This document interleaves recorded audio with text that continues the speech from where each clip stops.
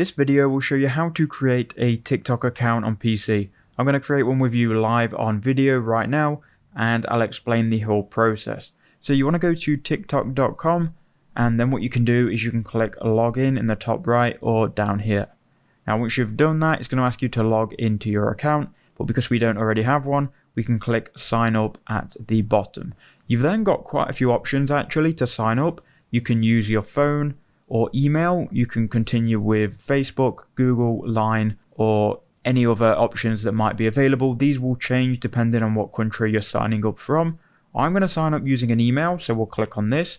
We'll enter in our birthday, and we'll go ahead and click here, sign up with email. So I can fill out these details now, and I can then click next. So now I've filled out these details, we can click on send code, and it's going to send you a code over to the email that you've entered. If you've entered a phone number, it will send you the code to your phone number. So here is that email, and here is that verification code, which we can go ahead and copy, and then we can go back to TikTok and paste that in. We can then click next. Now you'll be able to create your username. You can change this later, but a username does have to be unique. So go ahead and type out your username here.